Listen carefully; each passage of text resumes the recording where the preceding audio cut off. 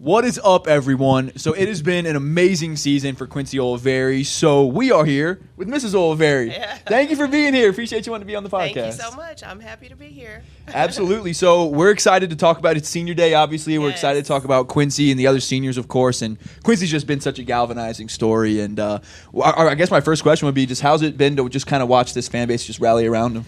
I love it. I love it because I know he loves it. You guys have been around him enough to know that he feeds off of this kind of stuff. So I am excited for him to have all of the excitement and the cheers. You can see him in the games, encouraging you to cheer more. So I love that for him. And this is completely different than baby Quincy, who was total introvert. Really? Yeah. That's what I was going to ask has this kind of been his mentality? When did maybe that you kind of see that side of him come out? I would probably say 3rd or 4th grade, maybe. Okay. He was in a Christmas pageant.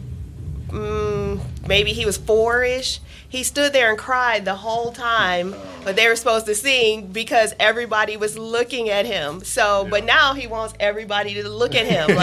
He has to be seen everywhere he goes. So, for me, that was I was like that too, really, really shy as a kid. But when I started to get better at basketball, and that's just a level of being comfortable in front of being. You play.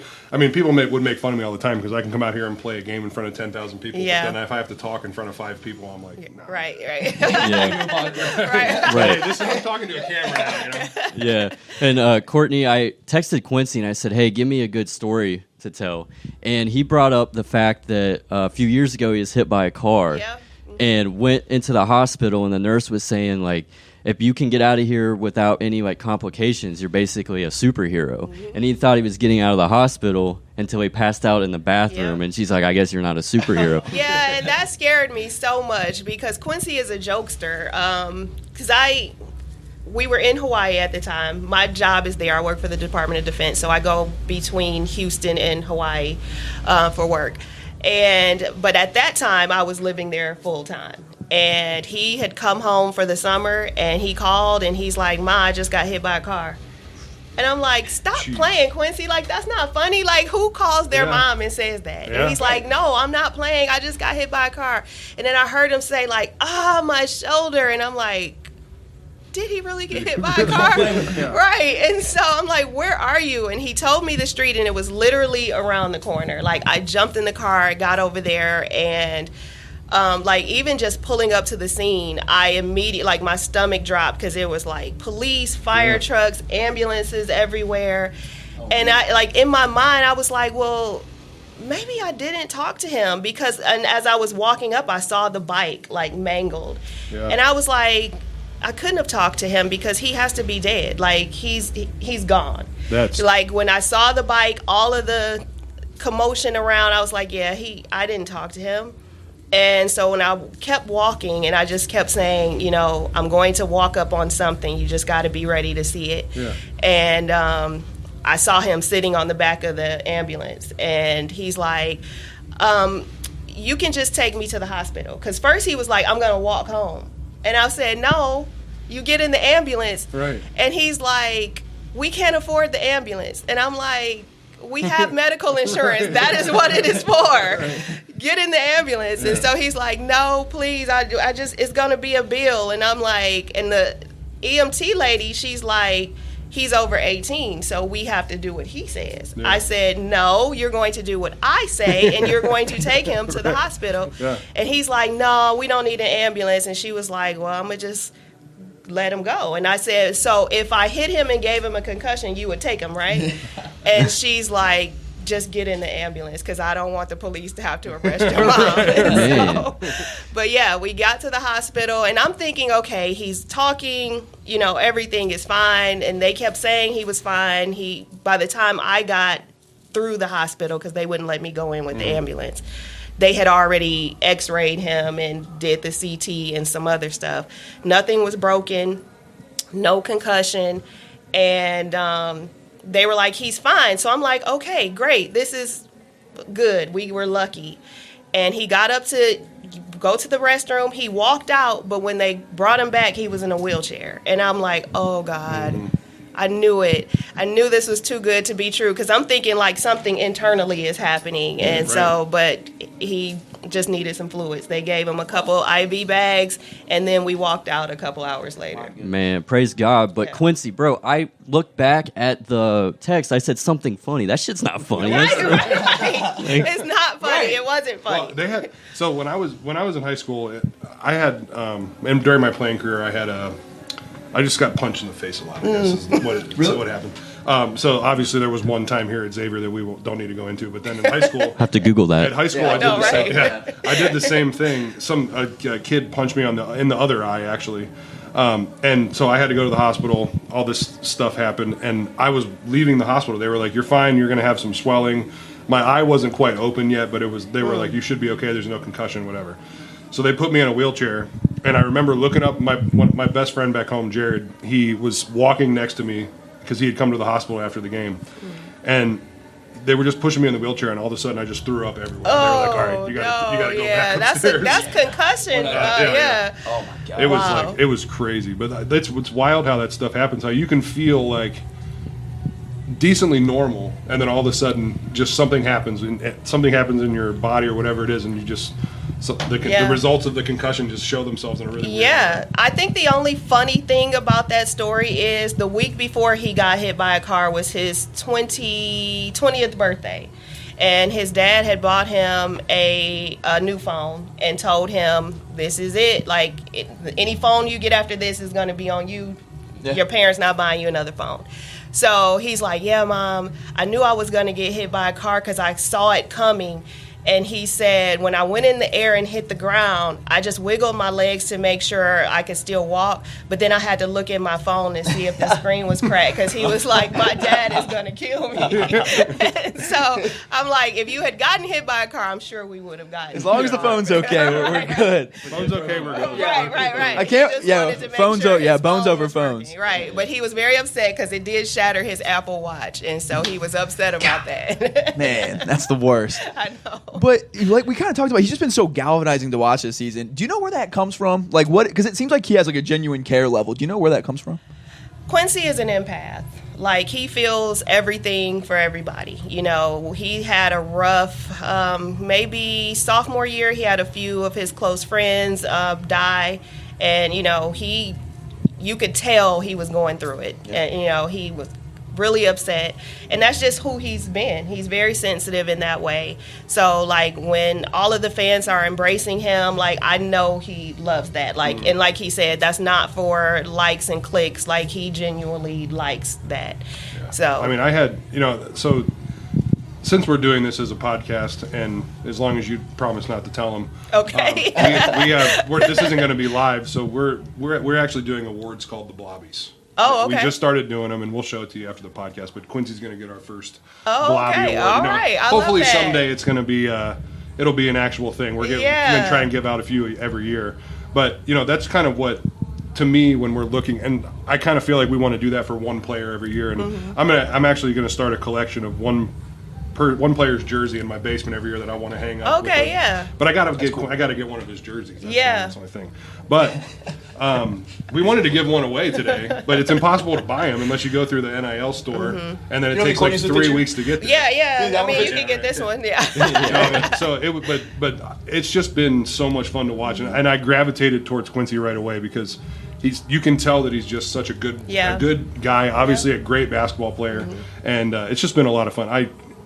I've said it probably 30 times this year. The worst part about it is we only get him for 1 year. Yeah, I mean, absolutely. It's just because he came in right away and made an impact as a Xavier basketball player on and off the court, and you can see it throughout the community. He's one of the most well-liked players I've ever seen. So, and I tell him all the time, I better not hear anything different than that. Yeah, so, that's good. Like, as big as he is or whatever, I'm like, you can still get a spanking. So I better not hear anything different than what you were saying. So, yes, I'm glad to hear it. Yeah. I think he's definitely earned it, too, because, I mean, going out of your way to do those it's not something that he has to do. Right. Going to Chick-fil-A and giving out nuggets or staying after and taking pictures with the fans. Like, you're not obligated to do that. You have a full class load. Basketball's obviously a lot of your time. There's everyone that wants your attention, but it's really cool that I think he's just really really gone out of his way to give, and I hope that it's reciprocated back to him. It seems like it has been, yes. I mean, the kids love him, you know, like George and Lily, and they're like, Lily sends him a video like every day, like, hi Quincy,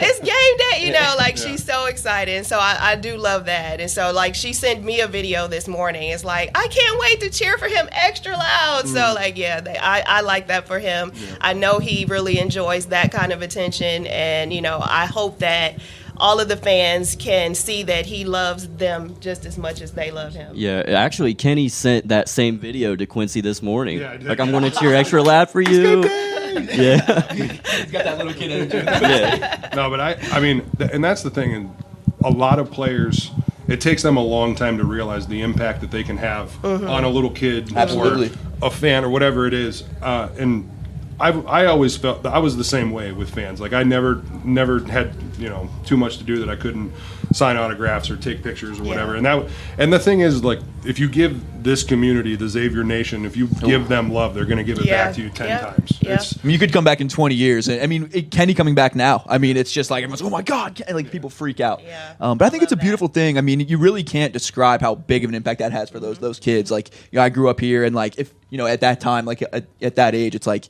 you have Quincy like takes a picture with you, you're gonna be talking about it for the next like 2 weeks, like nonstop. Right. You're gonna be a broken record. Like, so I think he's really made a lot of people's lives very happy. So it's really, I like really that because I've reminded him, like, you used to be that kid, you know, like you would want somebody to slap your hand as they're going by or whatever. So, you know, just make sure you're that person for somebody else.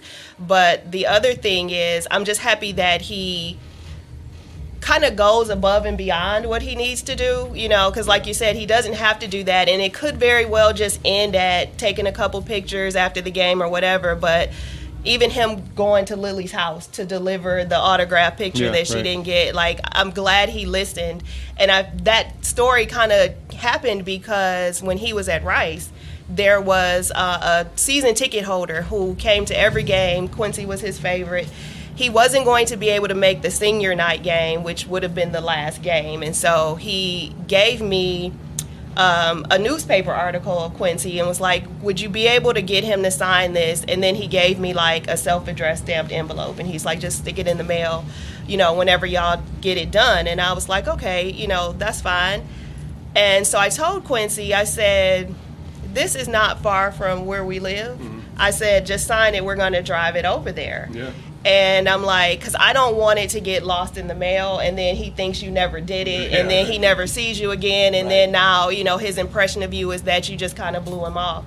And so when we went over there, you can tell, like, he opened the door and saw Quincy standing there. Like, you could tell it made his whole life. Yeah. Exactly. And so, and he took us in, let us tour his home of all of his like Rice sports memorabilia, and then he showed Quincy where like some of Quincy's stuff was going, and the framed article that was now signed and where that was going to go. And I really think Quincy enjoyed that just as much as he did. So when Lily's mom reached out to him, he was like, I'm just going to take it over there. Right. And so I love that. Yes, exactly. And that's what I told him. I was like, I'm so glad you listened to your mom. To see how well that has worked out for you. Yeah. So, yes. No doubt about that. No, I mean, so kind of rewinding the clock a little bit, when did you start to notice that Quincy was going to be a college basketball player? Maybe when did you, I mean, when you thought he was going to be better than just a good high school player? You know, honestly, and I guess I just need to be completely honest on this, that I just don't know that I ever thought that. No, yeah. And not that I didn't believe that he could, it's just I was more focused on where he was. Mm-hmm. Quincy has always believed in his mind that he was this guy. Yeah. And so he's always acted that way. And I've even told him this whole year at Xavier has been a learning experience for me. And fearlessness and belief in yourself and manifestations, like Quincy is all of that, because I was scared for him to come here. Because like even when he said, oh, should I go with Cudini or Cincinnati? And I was like, well, do Cudini, because you don't want to go in claiming it's your city and then you don't play the way that they, you know, a Cincinnati person should play. Because my thing was, you're now about to be on a team and playing against boys who have been playing at this high major level their whole time. You're new at this. And this, you weren't recruited at that level out of high school. So I'm like, let's just kind of relax and see how it goes. Yeah. But in his mind, he knew. He's like, and after every game, and he's out there, and I told him, I was like, you really look like you belong here. You don't look like you're on any learning curve. Like, you should have been playing at this level the whole time. Yeah. And I was like, I'm sorry for trying to get you to play small, because I was scared of what people might say about him, because, it gets ugly on social media. Yeah, you're scared as a mom, I'm sure. Yeah, so I'm like, the moment he doesn't play well, it's like, he's a disappointment. Why were we at, like, I didn't want any of that for him. And so I'm like, just relax, And so he was like, no, I got this. And then, then the crosstown shootout happened. And I'm like, oh, yeah, it's over now. So I mean, I guess to answer the question, when I really started to see it was crosstown shootout. Wow, that's pretty recent. I mean, so, like, in his time at Rice, like, what would you say, is there, like, a moment or moments that stick out to you as being, like, when you look back on his time, like, this is what you're going to remember, 10, 15, 20 years from now? His time at Rice, his freshman year, he didn't really play a lot. And then sophomore year was COVID. But he also had a pretty large year. Like that year, he went from averaging 6 points a game freshman year to 16 sophomore year. He just didn't do it without the crowds. Yeah, right, exactly. And so, I've always been proud of him, and I tell him every day how proud I am. But, he has always just worked hard because this is what he wanted to do, So for me, I think what stands out the most is the effort that I have seen him put in to develop and grow. And, he wanted to be great for Coach Para.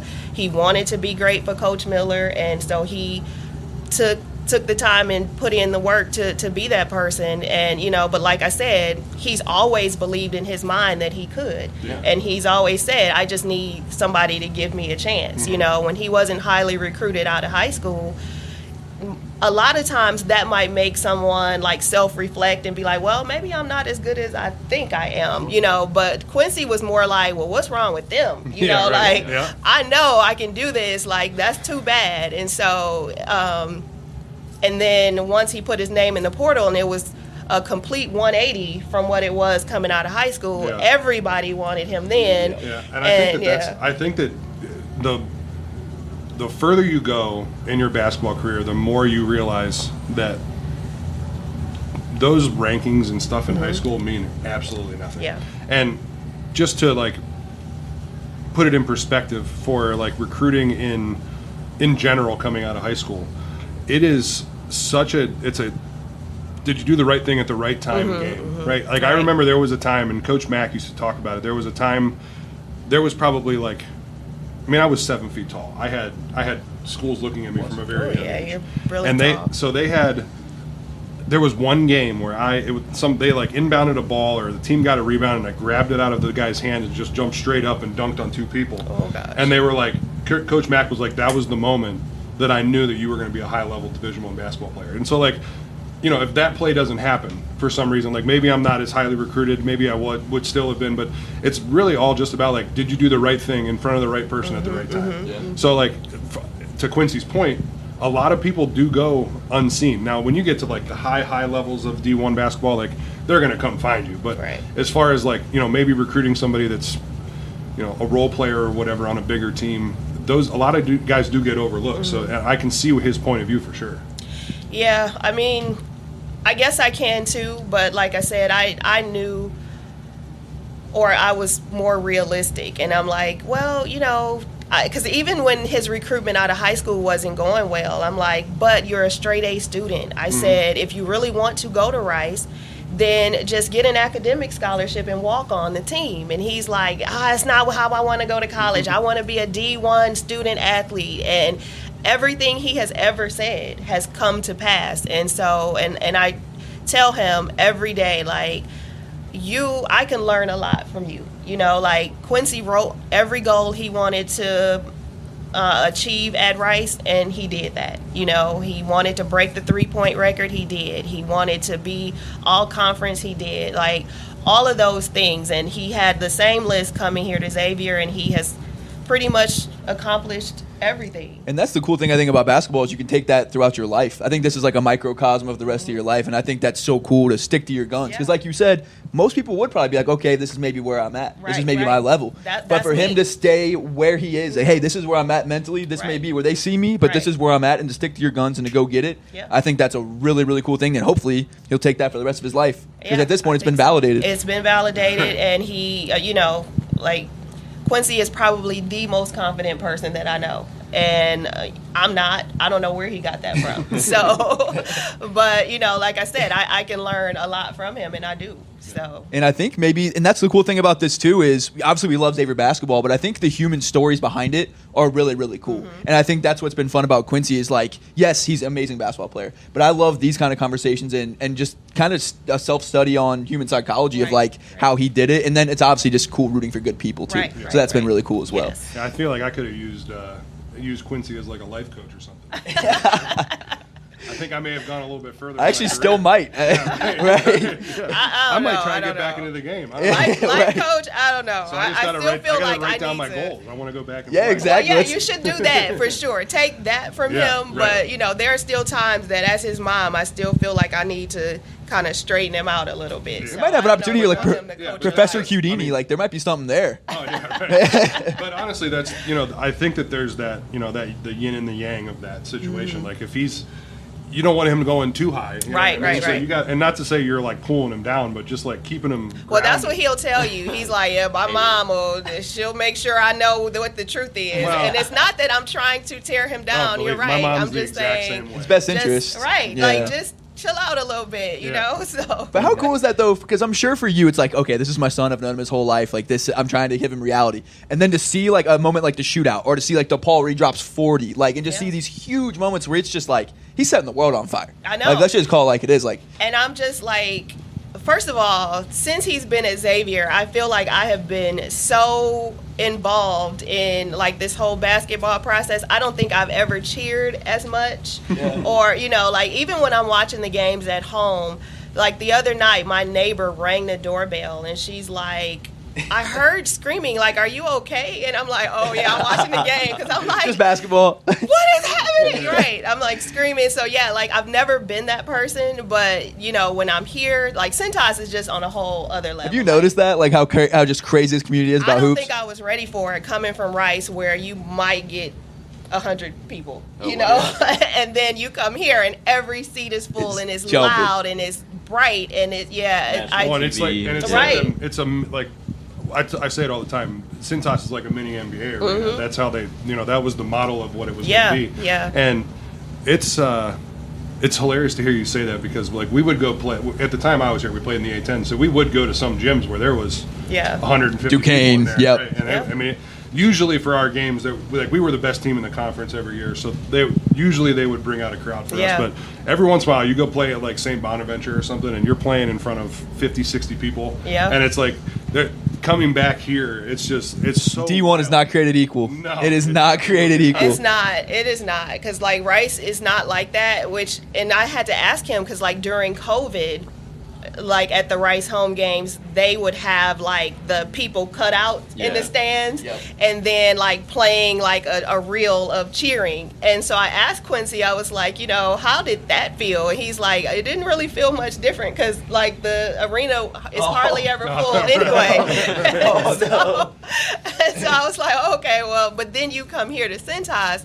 And, like, even at the Crosstown shootout, when he stood on the table, like, I blew that picture up to a 20 by 30 because, like, I told him, I said, this picture is where manifestation and reality meet. Because he has always wanted that. And to see him stand there and everybody's, like, cheering and, like, one girl, like, you could see her, like, almost crying. And I'm like, It's crazy. Yeah. Right. Like he spoke this up, he went for it, and now he's living that. And so I love that. And the shootout just is a different level, too. Oh, my God. It's like Xavier basketball, I don't think I was ready. Coach Miller, Dante, Coach Cohen, they came to my house and sat in my living room and told me all about it, but I still don't think I was You prepared. can talk about it, but until you've seen it and lived it, you can't describe it. I'm going to need to get that picture. Because maybe when I get his jersey framed for my basement, I'll put that picture at the bottom. That'll be sweet. Yeah, I blew it up immediately to like a 20 by 30, and awesome. It's like a huge poster in my house. Nice. And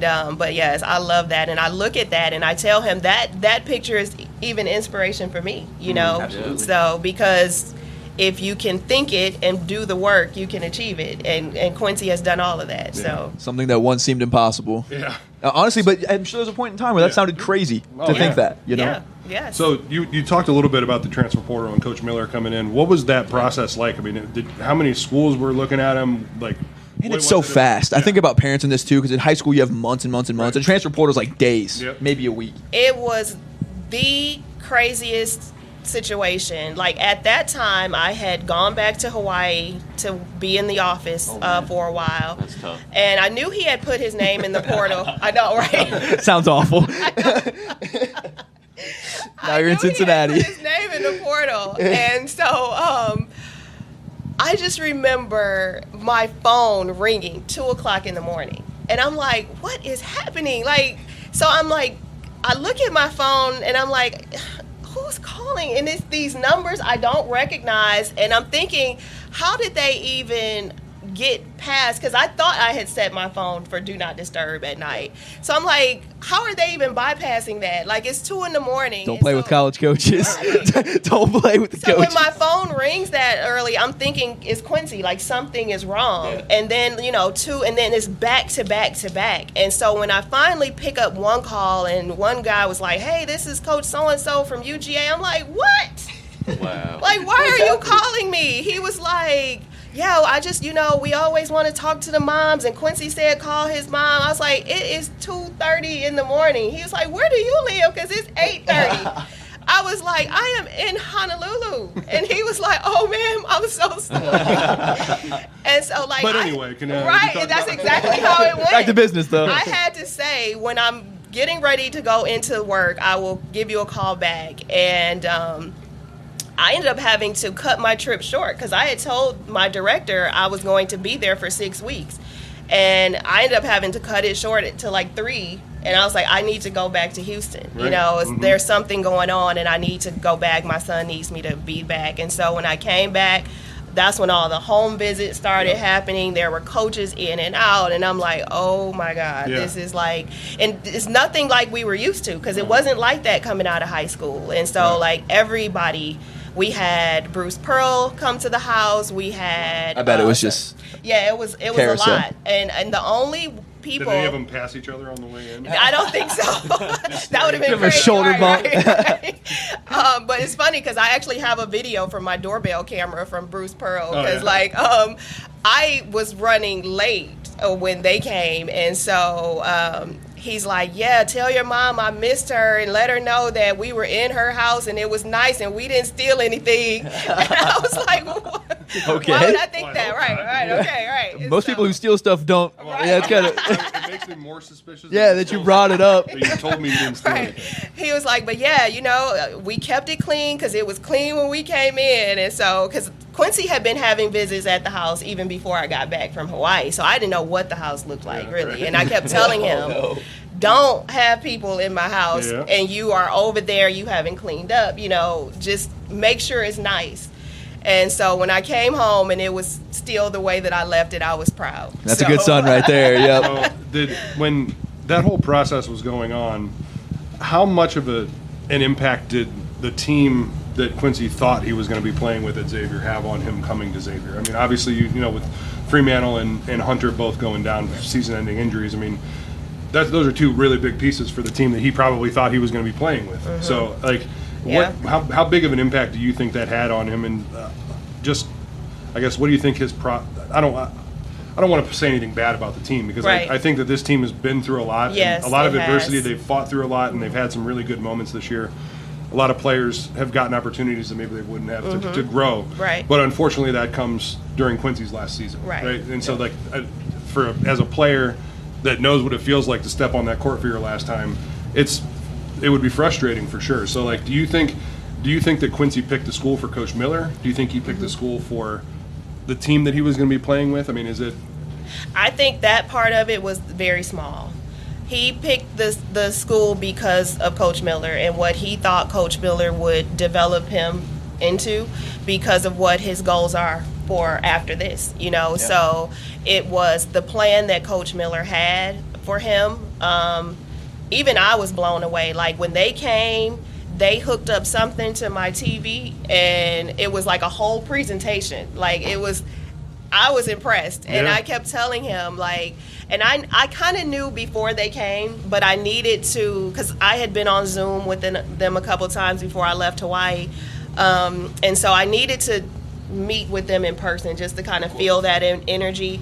And when they came and put that presentation together, I was sold. I didn't say anything to Quincy, but I was. And so just before they left, I pulled Coach Miller into my office and said, you know, I want my son to play for you. You have an ally in me. So keep applying pressure. I'm going to do what I need to do. Right. Right. Well, I'm going to do what I need to do to get him there. The funny thing is like, that's the story that you're telling is exactly what my mom did. Yeah. And I told Coach Miller I was on the Sean Miller podcast a while back, and I told him the story about how my mom, I was like days away from committing to Notre Dame because I love Notre Dame. I've always loved Notre Dame football. It was Xavier and Notre Dame were my two at the end that I came down to, but my mom knew that I was thinking about committing to Notre Dame, and she called Coach Miller like, you better get your ass down here. Yeah. And Quincy was waiting on another school.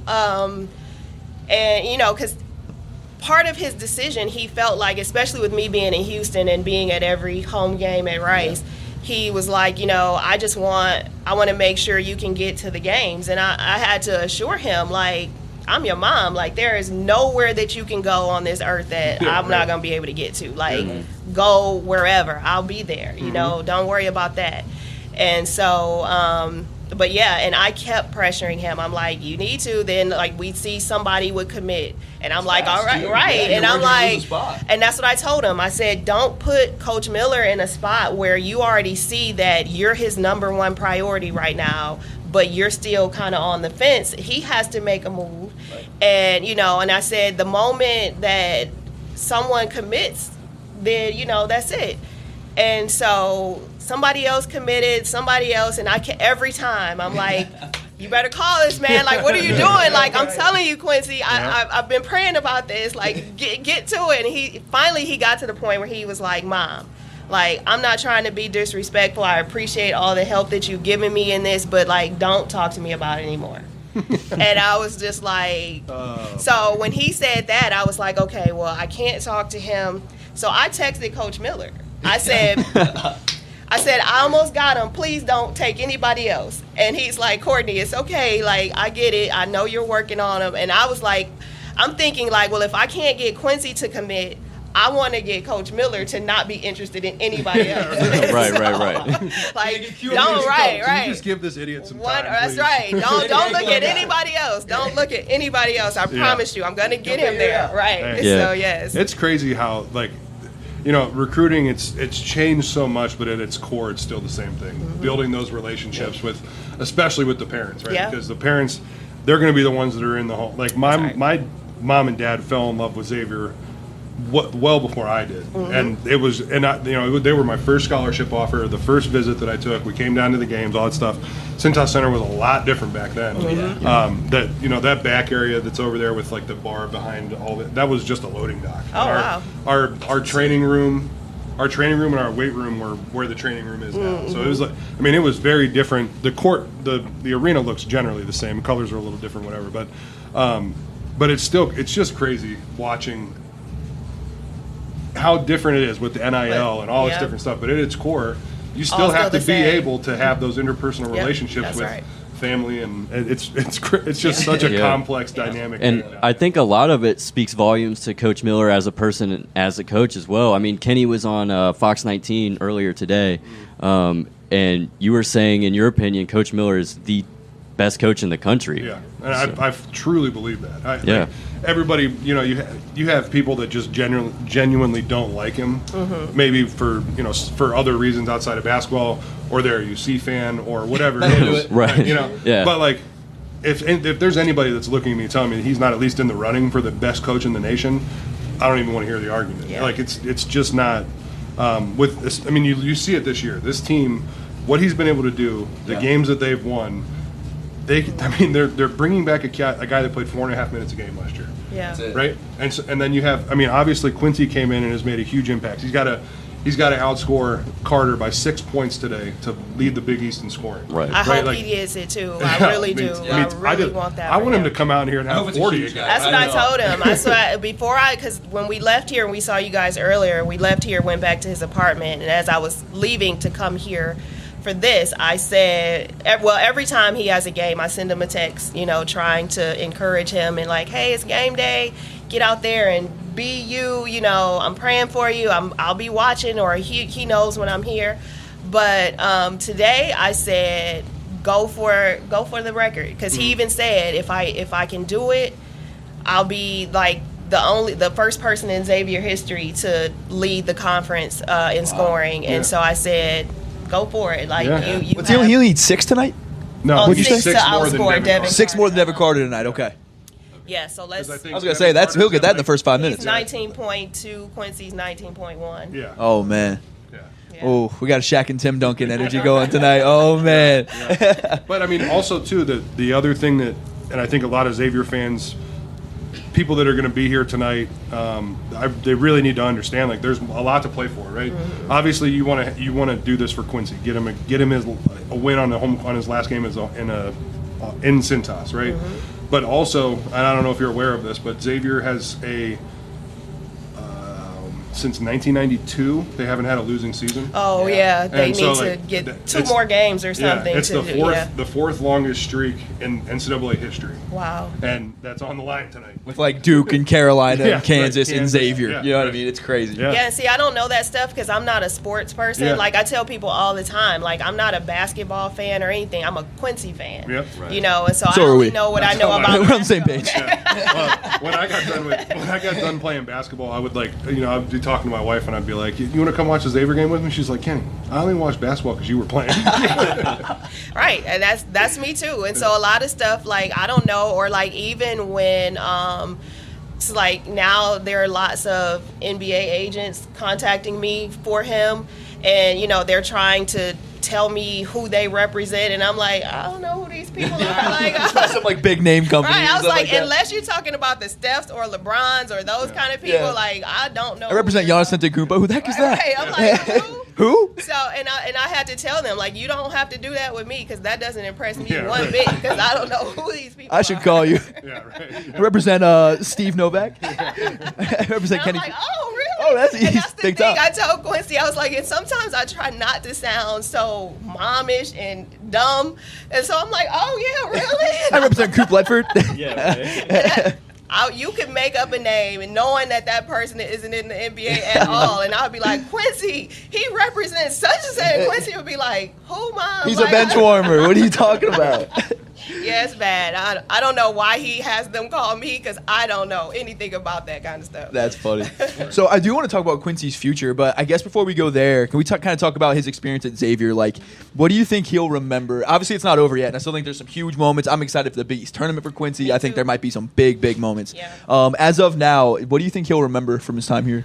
Cintas, the crowd. Yep. He loves that. Like, It's been epic. The crowd. The way he's embraced it. Yes. Kenny, are you thinking about Cintas right now? I close my eyes, I can still feel it sometimes getting announced as the starting center. Slammed home, number 32, Kenny Freeze. Party in the USA comes on. It was great. Little airplane. Yeah. Kenny did the airplane after he would dunk. It was. But I think that's what's so cool too. Is like he will be embraced here forever. One season, you're a Musketeer. He could come back in 20 years. Yeah. I do the TBT team in the summer, so all the foreign players come back, and it's just so cool watching how embraced they are. It'll be 10 years since they played here. Well, I love that for him, and I want that for him. You know, like he knows I'm Mama Bear for real. Like I go to bat for him. They know I only joined those Xavier fan groups to see what people were saying about him. You know, like that's mom mode right there. You are not about to just start talking trash about him. And it's funny because like it was one game.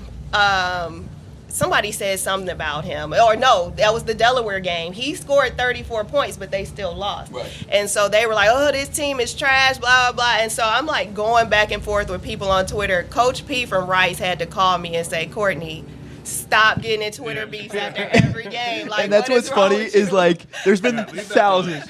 Yeah, that's our job. Yeah, just send us a tweet. We're like, got it. Attack. You could actually do that. You just seriously. You get a tweet you're angry about. Just text me. Yeah, get him. Text me the tweet, and then I'll put we'll get on. Yeah, somebody called him soft for crying after the DePaul game, and I'm like, don't. All we got to do is blow the conch shell, and we got like 500 replies. But the thing is that moment after the DePaul game was the most real moment. Yeah. But I know, and that's the thing, and I get it. You guys wouldn't know, but like I know his dad knows what that moment meant. Mm-hmm. You know, like Quincy has been working hard to achieve the goal. Like when he scored his career high at Rice, 35 points, he was like, okay, well, I need to do the next step, right? And so then when the next step was high major Big East, I'm thinking like, you might not be able to get that, right? Yeah. And so I'm thinking that in my head. I would never say that to him. But for him to go out and shoot a 40-point game, whether it was against DePaul or not, and that was what people were trying to downplay, like, oh, anybody it was on the road, too. Right. Well, it was. I don't care if you're playing against a local high school. Yeah. Right, where somebody was like, oh, well, I mean, why is he crying for shooting 43 points against DePaul, the worst team in the conference? I was like, you can do it. Like, scoring one bucket in college is hard. And so that to me, like, I knew what that meant because he wanted to beat his career high, but also do it at the highest level, you know? And so to have achieved that goal, it was just, and it wasn't even that it was just all of the emotion of knowing that you had done something that you worked so hard to do. And I've always been the type to tell him, like, I don't believe that men should not cry. You know, like, if that's how you're feeling, get it out. Mm-hmm. And so it didn't matter to me. I when I saw that and him hugging his dad, I started crying at home. And I'm like, because I knew what that meant. Yeah. And so when I saw that tweet, and I went off. I wish we had known each other back then. We would have gone crazy. The funny thing about the 43, so we did a podcast after the UConn game. We did a podcast called 43 is not that big of a number, right? Because they lost by 43. And then, like, right after the podcast, 43. I saw that. Yeah, I saw that. Yeah. And the next one was called Update. 43 is a massive. Huge. Never seen a bigger number in my life. But it was that game. I don't care if you're playing DePaul. That doesn't mean anything. And in college, can I say, like, I feel like 43 in college is the equivalent of like 60, 70 in the NBA. Yeah. It's so hard to score 40 in college. Yeah. It happens all the time in the NBA. It never happens in college. No defensive 3 seconds. I mean, how many 40 balls have been dropped at Xavier? Like 2? Trayvon did one against UC, and that might be it. That might be it in all of Xavier's history. I think that Quincy, unless you're going back to like the 50s. I think Quincy and Trey are the only that's two. probably it in the last 40 years. That was good enough for me. Like, it didn't matter. Like, it didn't matter that DePaul was the worst school in the conference or anything like that. Like, he set a goal and he achieved it. That's all I saw. All the other stuff, I don't care. And I'm not about to let somebody downplay that on Twitter when you sitting at home probably needing to be on my 600-pound life. So I don't Right, yeah. But, I mean, I think that just speaks volumes for anything in life. Like, your thoughts become words, your words become actions, actions become reality. That's right. So, I mean, he's manifesting all of that stuff. But, Kenny, I want to talk to you about this, too, just senior day in general. Obviously, today's senior day. What was that like for you as a player emotionally? Just what was going through your mind? So the first thing that I can remember being on the court, my mom and dad were standing there. They gave me They get these. I don't know if you've seen the swords they get now. Oh, I didn't know they were getting a sword. I think they get like a musketeer sword. Oh, that's Be careful. great. Be careful. I'm gonna try and steal one. Well, they did last year. I don't know what they're doing this year. I thought he was getting another jersey because I actually made space for it at home before I left I to think come that they here. get a jersey too. Well, now I'm gonna have to figure out how to get that sword home on the plane. You TSA is not gonna let me get that. I say that they probably won't do it this year, but I know they did it. I know they did it last year for sure because I texted Mario like, "The hell's going on?" Right. I got a freaking jersey. Dude. I got my own jersey. Thanks. But you know, I can remember sitting down. I was standing on the court with my parents, and I remember thinking like, when I came here as a freshman, you feel like 4 years is such a long time. Mm-hmm. You know what I mean? Like it's, and then all of a sudden it's like freshman year's over. We went to the Sweet 16, and all you're thinking about all year long, summertime, preseason, getting into the season is like, all right, can we just get through this so we can get back to the tournament? We got unfinished business, right? And then you go to the Sweet 16 again, and then you do the same thing over again, and it's just like you're getting to a point where you're just living game to game, and those days in the middle that you just kind of lose them, right? Yeah. And so then you get to the end of it, and it just stops, and you're like, whoa, Right. Like what just happened? 4 years of my life just went by, and it felt like that. And I told Quincy that when he was graduating from high school, I told him, I said, have fun because these next 4 years are going to fly by, but they're also going to be some of the best years, you know, because that's how I felt in college. I went to Michigan, and, you know, I just remember walking on campus my freshman year and that feeling and all of the fun that I had with the friends that I made and all of the experiences. So, and then I just told Coach Miller this morning because Quincy invited me to come to shoot around. And so he's like, it's almost over, Courtney. I was like, Coach, it doesn't even seem like a year ago where you were just in my living room saying we have 10 months. 10 months to do something.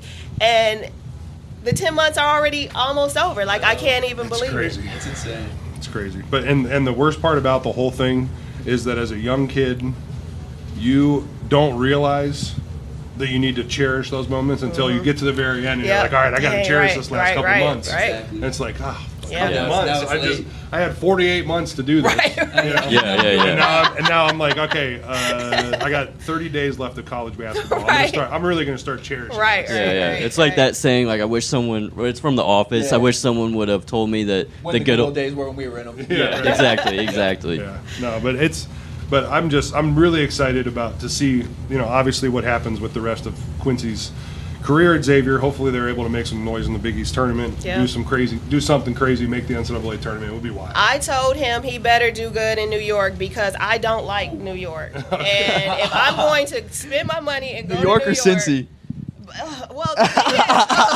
She said, "Oh." I would probably pick New York, but because of the pizza. I'm not really a pizza fan like that. Their chili's worse. Yeah, Sparrow. If I had to pick the Skyline or pizza, I'm picking the pizza.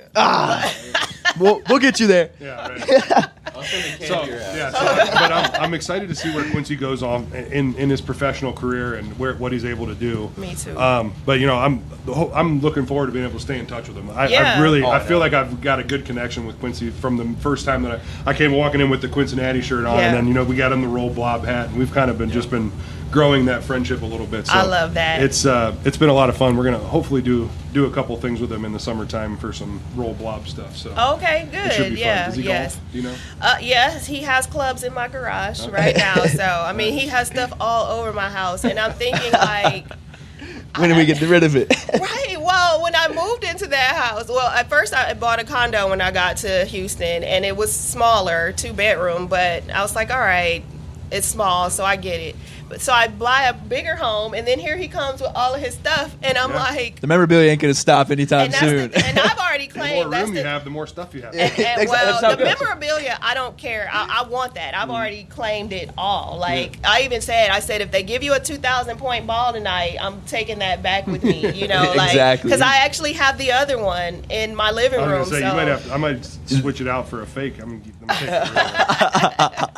it. Don't give us that information. Yeah, I'm collecting all things Quincy, like that kind of stuff I don't mind, but like the golf clubs or the millions of pairs of shoes or you know, being at Xavier with this Nike deal doesn't help with the no. Yeah, well, and Quincy's I can remember that some of my teammates, man. Oh my gosh, their lockers would be fully stacked up with Quincy. boxes. Have you of seen shoes. his locker? Oh, yeah, he has shoes in his locker. He has shoes in his apartment. He has 2 closets of shoes at home. And then there are bags of shoes, which I didn't even know. Like, I just saw these garbage bags in the garage. I didn't even know those were shoes in there. There are shoes in my garage now. So, I mean... They're coming for everything. Exactly. So, speaking of that, I mean, let's think of all the stuff that he's doing. Let's take up all your space, and let's channel that energy into getting back at him a little bit. You know, we heard a little bit of chopping up in the elevator, and he got his dig. So I'm going to give you an opportunity to tell an embarrassing story about Quincy to get your shot in. Well, it's mom's time. I don't know that I have an embarrassing story, because the thing is, Quincy doesn't get embarrassed. That's the, you know, like, he even tells embarrassing stories that are embellished. That's how you play it. I know. You know, like, well played. He told people that we were in Hawaii selling plants on the street so that he could eat, when that was not even the truth. I mean, it was the partial truth, but not whole truth. When I was moving to Houston, I decided to sell all of my things and rebuy them instead of paying to ship them. Someone bought some faux plants from me and had gotten lost, and so I just told them to stay where they were. We were just going to walk over there. And Quincy has been taking that story as we were selling plants on the street in Hawaii. He took the story from a 2 to a 10. Yeah. And I'm like, you would have eaten dinner that night whether we sold the plants or not. Like, stop telling that story, bro. Like, that's not what it is. That's good sales, though. Right. Good sales. Yeah. But I told him I was going to tell all of his embarrassing nicknames, so you guys can start calling him here we that. go. Let's go. So when he was infant-sized, I used to call him Stinkles. Oh. Yo. I'm gonna say that to him. We need a customized jersey. I'm opening my notes app. Hold up. Yeah, right. We need some documentation on this. That'd be Stinkles, great. that was his first nickname. But then, as he got older, you know, he used to watch Cartoon Network a lot. And, you know, there was Scooby-Doo and Scrappy-Doo. So then Quincy is Stinky-Doo. Oh, man. Oh, that's good. I call my dad Scrappy Doo. Oh, Your yeah, dad is see? Scrappy. And so if you ever hear me talk to him and you hear me call him Dudes, that's because he's Stinky. Nice. Yep, Okay. yep. So if after the game tonight and I'm like, hey, Dudes, good game, you know what that means. We're getting some ammunition right now. That's right. Yep. Yeah. So yes, y'all can call him Stinky Doo or Stinkles. Stinkles. All I like that one. I like that one. Stinkles is really good. I like that, yeah. But no, it's been a lot of fun having you on. We're pushing up to our senior night Yeah. stuff that's going to go on. You're about to be a superstar. We got to let you go. I'm gonna try to get through this without crying, because I was a blobbering mess at Rice senior night. So I am hoping to not cry tonight. Are you Yes, Quincy Big Head. Yes. Are you going to be like Quincy and like getting the crowd Maybe, crazy? maybe I should. we Come want on. to see it. Yeah, Right, we will yeah. be right there on the floor Okay, cheering for you. all right, Yeah, all right, I'm gonna we'll make do eye it. contact I'ma with you. do We'll it, hype I'ma you do up. it. Yes, Yeah, we'll I'ma hype do you it. up. That's Stinkle's mom right there. No, you're right. You know what? I'm gonna, because I get a new big head like every season, so maybe I need to get one for New York and put Stinkles across Oh, it. now we're talking. That Maybe would I'll be do that. perfect. Hey, we can let some of the media guys know. It's like Okay, yes. maybe a graphic when he's Yeah. at the free throw line, like Stinkles.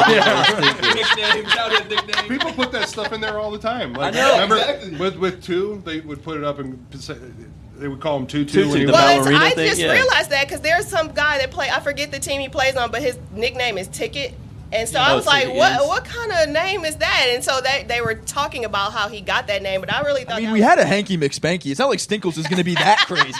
It's like Stinkles is crazy. It's like we've had a Hanky McSpanky. I mean, this is not uncharted territory. Yeah, well, the Stinkles. All right, well, maybe I'll show up in New York with that. I will ask one last question, if that's okay. Okay. You, as a mom, what would you say you are most proud of? Maybe not even just Xavier, just proud of and Quincy in general. I am proud of who Quincy is as a person. Like, you know, I just don't know that I could be more proud of anything. You know, he has been everything that any parent would want. And I'm not saying that, well, maybe I am saying that because I'm his mom, but I am extremely proud to be his mom. You know, like I am proud to put on this jersey. Like when people are like, "Oh, you're Quincy's mom," you know, like I love that. I am proud of who he is in general, because I know he's a good person. I know he cares about people, and I know he's going to be successful. And as his mom, who has survived breast cancer and has faced death, literally, wow. I know that he's going to be okay when I'm not here. And that's all I care about. Man, that's deep. Awesome. I can tell you he's brought a ton of joy to this community, and I know he's going to get it reciprocated 10 times over in his life. I mean, he just has so much good coming his way. So it's been an honor, honestly, to root him on and to have you on and to hear about Stinkles. Yes. Oh, he's going to kill me. He had it coming. No, but he made his own bed today. He did. You got to sleep but in it. He's always like ribbing me like that, like all the time. And I'll have to show you a video after this that, you know, when we're out, a lot of times people think that either I'm his big sister or his girlfriend. And he will tell people, "Oh no, that's my cougar wife." Oh man, man. And I'm like, stop saying that. Like, that is so weird. Like that. So yeah, like we went to a Mexican restaurant. We got a free dessert because he told him that his cougar's wife's birthday was that day. Man, so it was like secret. July. Okay. My birthday is in November. And the funny thing is, the people probably recognize Quincy.